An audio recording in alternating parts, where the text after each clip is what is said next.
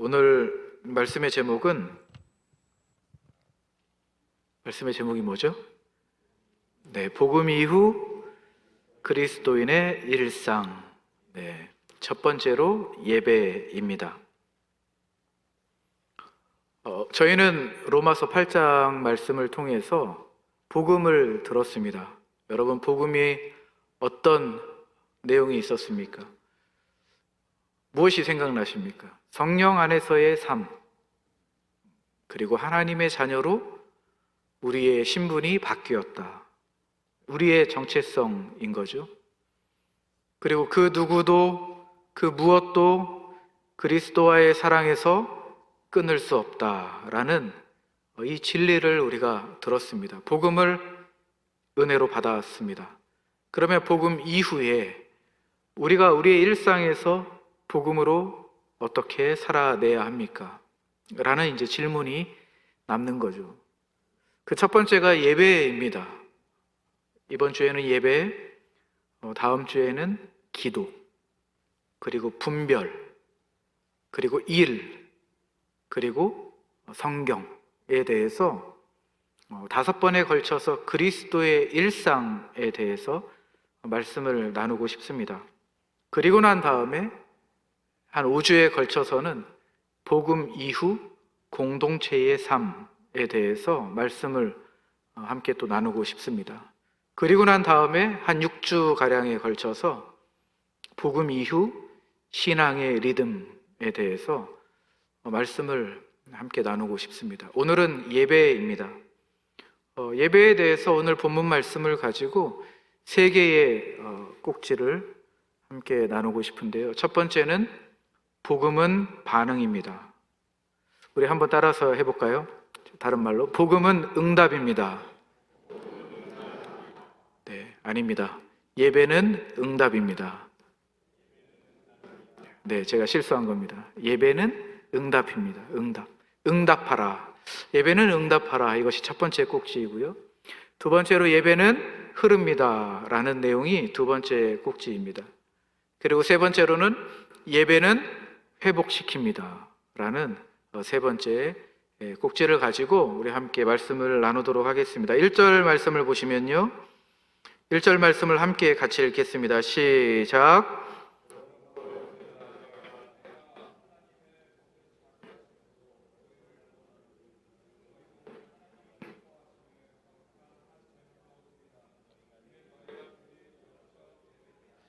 네, 보니까 그러므로라고 시작을 합니다. 이 단어가 굉장히 중요한 단어입니다. 그러므로 우리가 결론을 이야기할 때 쓰는 접속사입니다. 앞에 어떤 내용이 있다는 거죠. 여러분, 앞에 어떤 내용이 있었습니까? 로마서 1장부터 11장까지의 내용을 우리가 들여다보면 3가지 핵심 내용이 있습니다. 첫 번째로는 1장에서 3장이죠. 모든 사람은 죄인이다. 우리가 도덕적으로, 윤리적으로, 법적으로 죄인일 수도 있고 아닐 수도 있겠죠. 그러나 더 중요한 것은 무엇이냐면 우리가 하나님과의 관계에서 멀어졌다. 그러므로 인간은 모두 죄인이다 라는 것이 1장에서 3장 말씀입니다. 그런데 여기에서 끝나지 않습니다. 4장부터는 너희들을 위하여서, 우리를 위하여서 예수 그리스도께서 십자가에 못 박혀 죽으셨다라는 것이 두 번째 핵심 내용입니다. 예수님께서 믿음으로 말미암아 우리를 의롭다 하셨다고 합니다. 칭의입니다. 좀 더 다른 말로 하면 하나님과 우리와의 관계가 회복되었다라는 것입니다. 누구를 통해서 회복되었습니까? 예수님을 통해서 회복되었다라는 것이죠. 그리고 난 다음에 7장에서부터 어떤 말씀이 이어집니까? 하나님의 사랑, 그리스도와의 그 사랑에서 우리를 아무도 끊을 수 없다.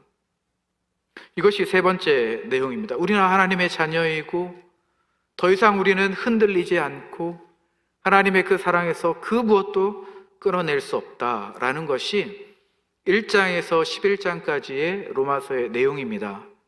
그리고 난 다음에 12장에 그러므로라고 이렇게 시작을 하는 거죠. 하나님께서 우리에게 은혜를 베풀어 주셨습니다. 하나님께서 우리를 사랑해 주셨습니다. 하나님께서 우리를 위하여서 독생자 예수님을 보내어 주셨습니다. 그러므로 예배는 응답하는 것입니다. 이렇게 사도 바울이 결론을 내리는 거죠. 여러분, 예배는 응답입니다. 자비하심, 하나님의 긍휼하심, 하나님의 사랑, 하나님의 은혜를 받은 자들이 마땅히 반응해야 될 응답이 예배입니다. 여러분, 우리가 비유를 한번 예를 들어서 설명을 해보자면, 우리 부모님들은 자녀를 끔찍하게 생각을 하죠. 희생을 합니다. 양보하고 헌신을 하죠. 아이가 태어나면 밤을 설칩니다. 잘 수가 없어요. 아이의 그 니즈에 대해서 다 맞춰줘야 되지 않습니까? 부모가 그렇게 희생을 합니다. 아이가 학교에 들어가면, 아이가 자라나고 학교에 들어가면 돈을 써야 됩니다.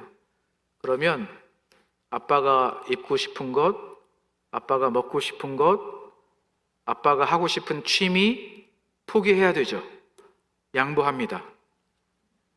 아빠 중심으로 제가 이야기를 했습니다. 엄마도 마찬가지죠. 부모님이 그렇게 희생을 하시고 자녀를 이렇게 키웁니다. 자녀가 이제 자라나고 철이 들고, 자녀 입장에서 한번 생각을 해보면, 우리에게 이제 철이 들어오면 부모님을 공경하고 부모님의 그 사랑을 기억하기 시작합니다. 그전에는 기억이 안 나지만 이제는 기억이 나기 시작하는 거죠.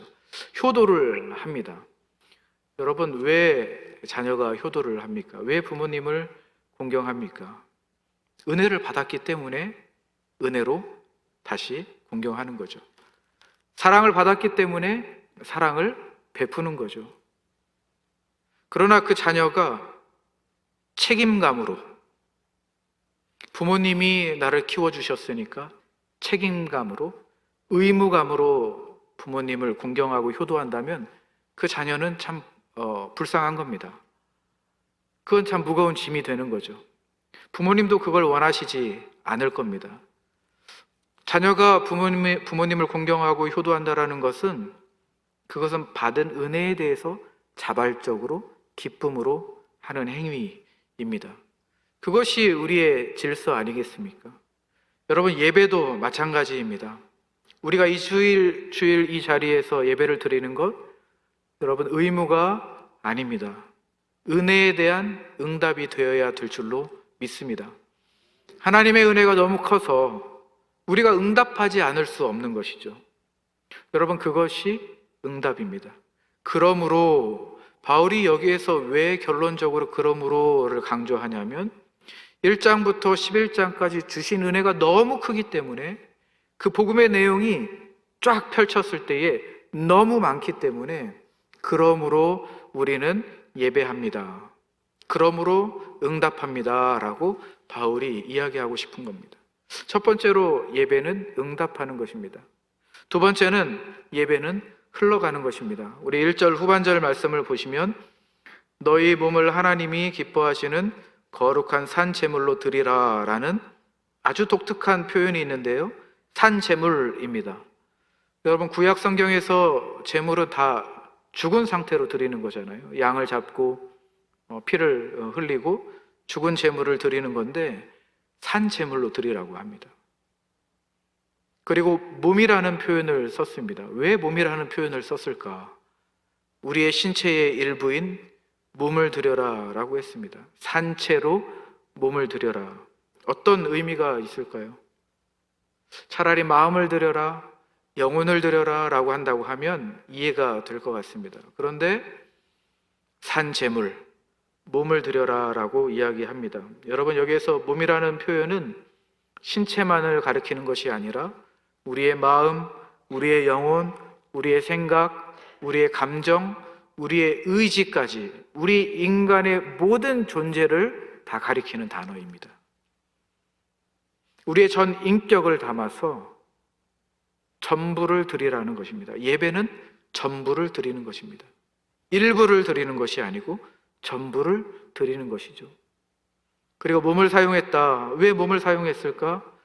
우리 몸이라는 것은 세상을 만나는 접촉점이 되기 때문입니다. 여러분, 우리가 세상을 살아갈 때에 우리 몸이 세상으로 나아가잖아요. 손을 쓰고 발을 쓰고 우리의 입술을 쓰고 목소리를 쓰고 우리의 신체를 써서 우리가 삶을 살아갑니다. 그러면 몸을 드리라라는 것은 무엇이냐면 삶의 전부를 다 드리라는 말씀입니다.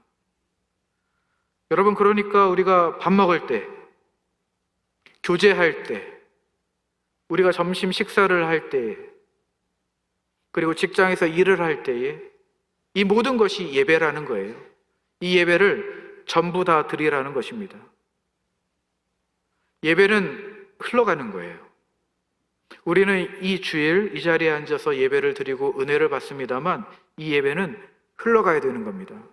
그 예배를 다 가지고 오라고 주님께서 말씀하십니다. 여러분, 주일 예배는 저수지와 같습니다. 몸을 다 드리라. 이것은 확장이거든요. 예배가 주일 안에 머무는 것이 아니라 삶에 확장한다라는 것이거든요. 주일 예배는 저수지와 같아요. 저수지에 물이 모이면 수로를 내고 물이 흐르게 하고 논으로 밭으로 가도록 합니다. 저수지에 물을 담아놓고 있으면 그 물이 썩죠. 썩고 냄새가 납니다. 그러나 물을 흘려서 논으로 밭으로 나무를 그리고 식물을 물을 댄다고 하면 열매를 맺고 결실을 맺는 겁니다. 우리 주일 예배가 마찬가지입니다. 여러분, 여기에서 말씀을 듣고 찬양하고 하나님을 만납니다. 은혜를 받습니다. 그러나 이 은혜가 머물러서는 안 돼요. 썩어요. 그리고 냄새가 납니다. 이 은혜는 우리가 저 세상으로 나아가는 월요일부터 토요일까지 필요한 곳으로 흘러가야 됩니다. 우리의 직장으로 흘러가야 되고요. 우리 가정으로 흘러가야 됩니다. 내가 생각하는 그 자리로 흘러가야 됩니다. 그 자리에서 이 은혜가 생명의 결실을 맺어야 됩니다. 여러분, 그것이 예배라고 합니다. 우리에게 우리 주님께서 예배를 원하시는데요. 전부를 드리라고 말씀하시는데요. 우리의 예배는 참 특별합니다. 어떻게 특별하냐면요. 하나님이 이 세상을 창조하시고 자연세계를, 피조세계를 창조하시고 우리 인간을 창조하셨습니다. 여러분, 피조세계도 하나님을 찬양합니다. 시편 19편에 보면 하늘이 하나님을 찬양한다라고 합니다. 하늘이 하나님의 영광을 선포한다라는 표현을 합니다. 하늘도 땅도 산도 바다도 하나님을 찬양합니다. 태양에서 빛이 비추는 것 자체가 하나님을 찬양하는 거죠. 이 꽃이 아름답게 보이는 것도 하나님을 찬양하는 겁니다. 저 산이 우뚝 솟아 있는 것만으로도 하나님을 예배하는 것이죠. 요한계시록 4장 말씀에 보면요, 모든 피조 세계가 거룩하다, 거룩하다, 거룩하다 예배했습니다. 찬양했어요.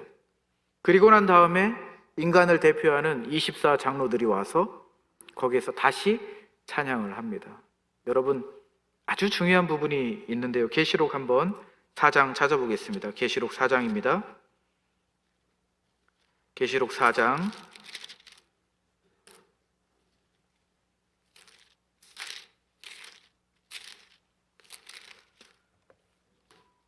11절 말씀인데요. 계시록 4장 11절 말씀을 우리 한번 같이 읽어보겠습니다. 시작. 우리 주 하나님이여, 영광과 존귀와 권능을 받으시는 것이 합당하오니 주께서 만물을 지으신지라. 만물이 주의 뜻대로 있었고 또 지으심을 받았나이다 하더라. 피조세계가 찬양을 했어요. 그리고 인간을 대표하는 장로들이 와서 지금 찬양하는 겁니다. 거룩하다, 거룩하다, 거룩하다. 찬양을 받으시기에 합당하십니다. 왜냐하면 이라고 들어가 있습니다. 왜냐하면 천지를 창조하셨기 때문입니다. 제가 말씀드리고 싶은 건 뭐냐면요, 자연세계가 하나님을 찬양하는 것과 우리 인간이 하나님을 찬양하는 것은 천지차이입니다. 왜냐하면이 들어가는 거예요. 찬양의 이유가 들어갑니다. 왜라는 삶의 의미를 우리에게 주셨기 때문에 우리는 예배하는 겁니다. 삶의 가치를 발견하게 하셨기 때문에 우리는 예배하는 겁니다. 여러분, 이 꽃들은 그 이유가 없습니다. 그냥 존재하는 것만으로도, 아름다움을 보여주는 것만으로도 예배가 되는 거죠. 찬양입니다. 그러나 우리는 하나님께서 우리에게 삶의 이유, 삶의 의미를 부여해 주시고 삶의 가치를 발견하게 하셨기 때문에 우리는 예배하는 겁니다. 여러분, 우리가 복음을 받았다라고 하면 예배의 이유가 있는 겁니다. 여러분, 우리가 직장에서 왜 정직하게 일해야 됩니까? 왜 직장에서 예배하는 겁니까? 나를 구원해 주셨기 때문에 그렇습니다. 이유이죠.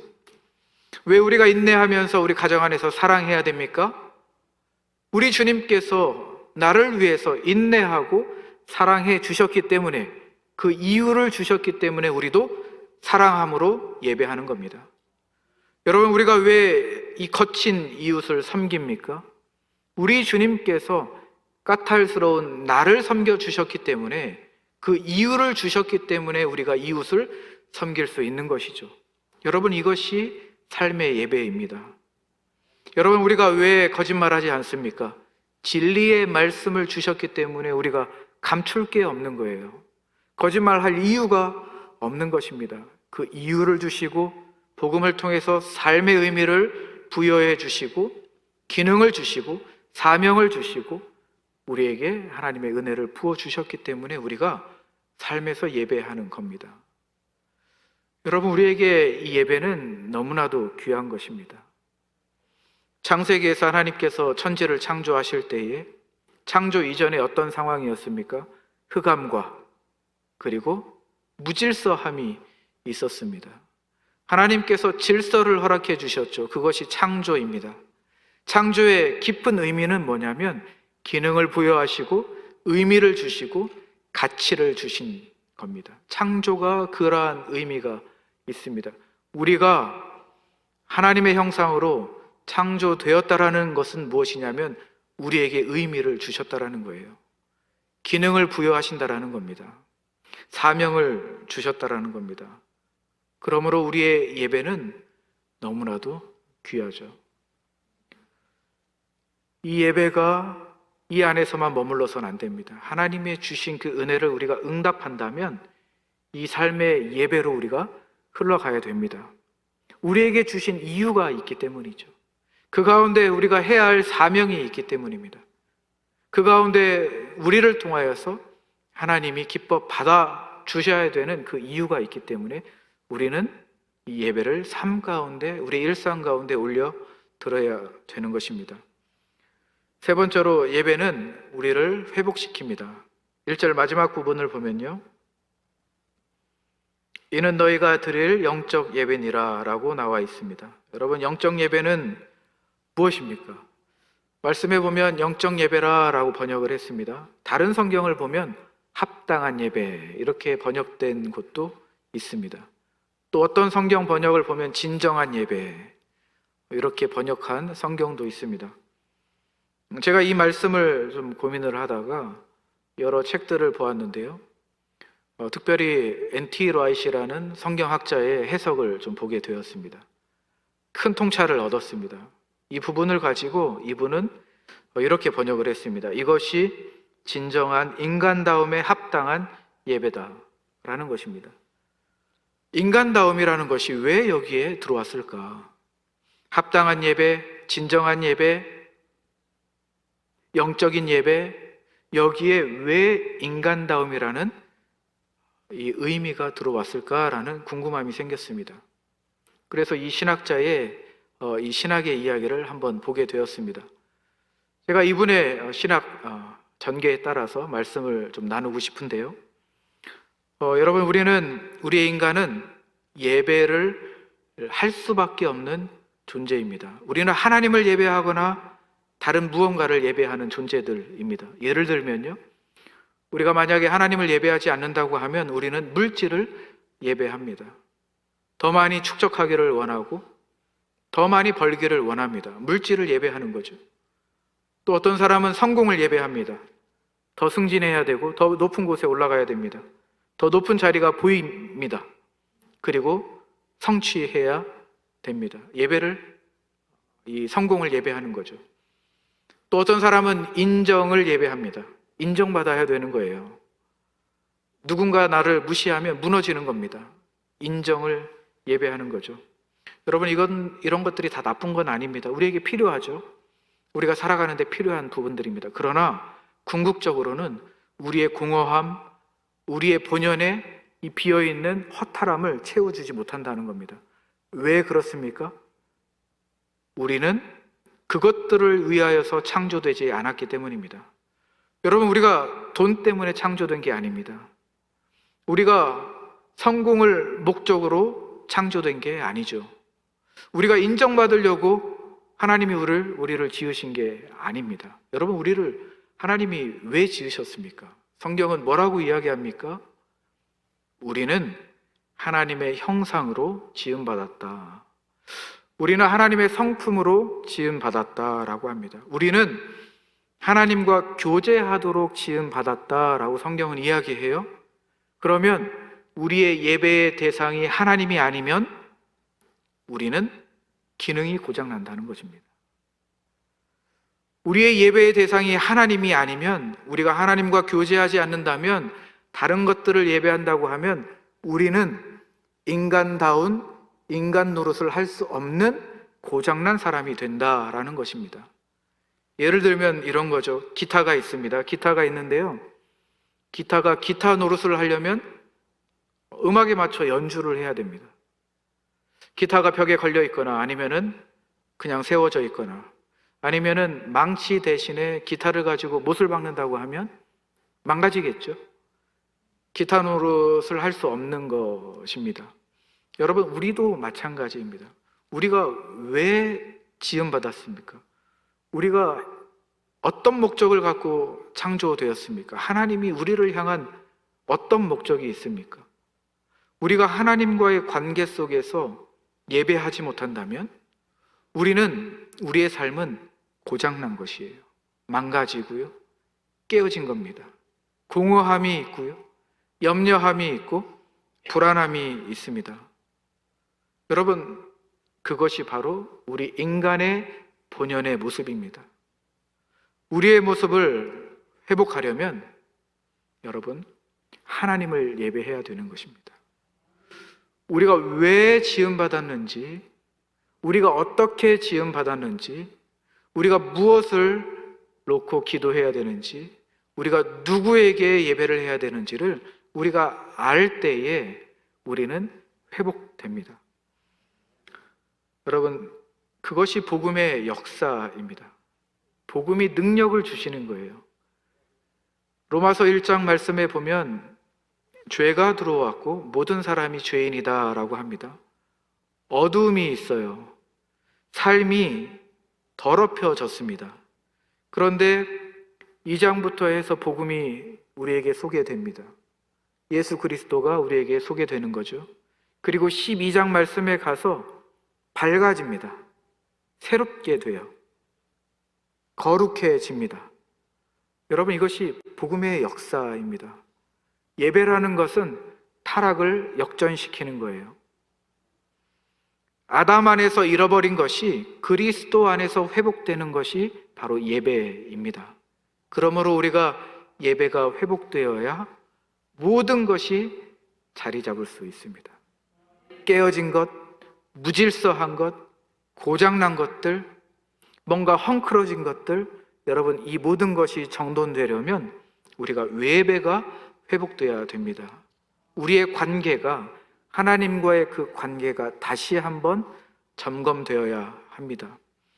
여러분, 2절 말씀을 보시죠. 2절 말씀에 너희는 이 세대를 본받지 말고 오직 마음을 새롭게 함으로 변화를 받아라 라고 하고 있습니다.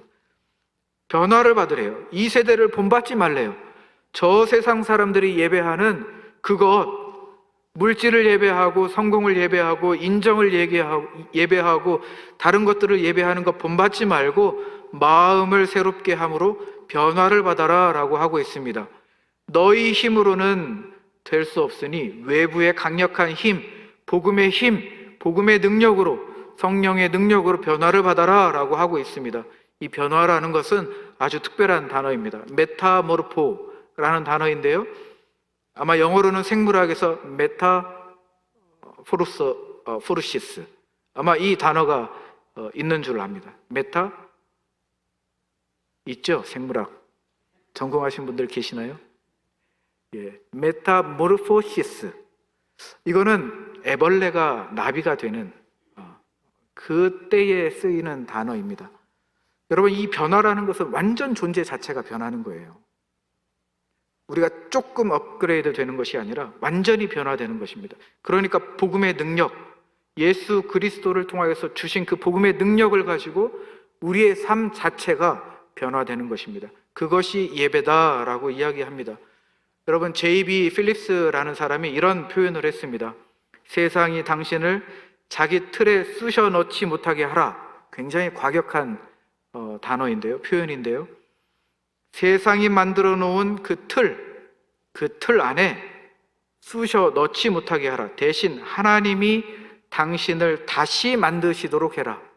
예배를 통해서 하나님이 다시 여러분들을 변화시키시고 복음을 통해서 새롭게 하고 복음의 능력을 통해서 변화받아라 라는 것입니다. 여러분, 이 말씀 듣고 어떠십니까?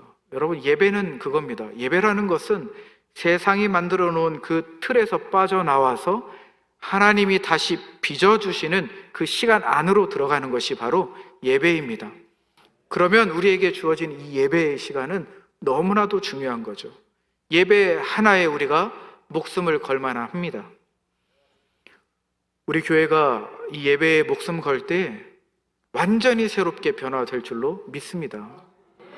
여러분, 우리의 삶 가운데, 우리의 일상 가운데 주신 은혜가 너무나도 커서 감사해서 주신 사랑에 대한 응답으로 우리가 예배할 때에 우리의 삶은 다시 한번 새로워질 줄로 믿습니다. 우리 하나님 앞에 그렇게 나가는 거죠. 여러분, 그럴 때에 우리를 통해서 생명이 흘러가는 거예요. 필요한 곳으로 물이 흘러가서 열매와 결실을 맺게 되는 것입니다. 우리 하나님께서 여러분의 삶을 그렇게 사용해 주실 줄로 믿습니다. 여러분, 우리는 하나님을 예배하도록 지음받았습니다. 우리가 예배할 때에 나다워지는 겁니다. 인간다워지는 겁니다. 본연의 모습으로 돌아가는 것입니다. 하나님의 형상으로 지음받은 우리의 모습, 하나님의 성품을 드러내야 하는 우리의 모습이 예배를 통해서 다시 한번 회복되고 변화되는 것입니다. 여러분, 우리가 예배할 때에 우리의 영혼이 제자리를 찾을 수 있습니다. 여러분, 우리가 예배할 때에 세상에서 시달리고 찌그러졌던 우리의 삶의 자리가 다시 펴지는 줄로 믿습니다. 여러분, 예배를 사모하시기를 주님의 이름으로 축복합니다. 여러분, 저는 예배가 참 무거울 때가 있습니다. 버거울 때가 있어요. 예배가 의무로 드려질 때가 있습니다. 형식적으로. 예배가 일이 될 때가 참 많이 있습니다. 그렇습니다. 진짜로. 설교 준비를 하고, 그리고 예배에 처음부터 끝까지 신경을 써야 되고요. 성도님들이 누가 오셨나 살펴야 됩니다. 또 예배할 수 있도록 모든 환경을 살펴보아야 합니다. 여러분, 이게 여러 가지 일 중에 예배가 하나의 일이 될 때가 있습니다. 주님이 주신 은혜가 큰데 그 은혜를 우리 하나님 앞에 응답해야 되는데 이 영적인 틈이 막 생겨나는 거죠. 그러다 보니까 일이 되는 겁니다. 여러분, 예배에 있어서 앞서서 섬기시는 분들은 그럴 때가 참 많이 있어요. 예배가 일이 되는 거거든요. 우리 찬양팀도 그렇고 찬양대도 그렇고 안내위원들도 그렇고 예배의 모든 환경 가운데 섬기시는 분들은 특별히 그렇습니다. 저에게 복음의 능력이 필요한 거죠. 복음의 능력을 가지고 그 예배해야 되는 그 이유와 의미와 그 가치를 다시 한번 점검해야 되는 것이죠. 복음의 은혜가 다시 필요합니다. 예수 그리스도를 통한 하나님의 사랑을 다시 한번 제가 묵상하고 하나님과의 그 관계 속에서 다시 한번 예배를 통해서 기쁘게 응답해야 되는 기도 제목이 저한테 있는 것이죠. 여러분, 이 주일 예배 가운데 제가 그러한 은혜가 저에게 주어지지 않는다면 저의 일상은 아무것도 될 수가 없습니다. 저에게 주신 사명이 있는데, 저를 통해서 물이 흘러가야 되는데, 생명이 살아나는 하나님이 주신 그 사명이 있는데 그 사명을 감당할 수가 없는 것입니다. 이 자리가 일이 된다고 하면 저의 일주일은 아무것도 아닌 것이죠. 뿐만이 아니라 나답게, 저답게, 하나님이 지어주신 본연의 모습답게 살아가지 못하는 불쌍한 인생이 되는 것입니다. 여러분, 그런 인생 된다고 하면 얼마나 억울합니까? 여러분, 그렇게 되지 않기 위해서는 예배를 통해서 회복해야 됩니다. 예배가 우리의 일이 아니라, 우리의 의무가 아니라, 무거운 책임이 아니라, 예배는 우리에게 주신 기회가 되어야 됩니다. 기쁨이 되어야 합니다.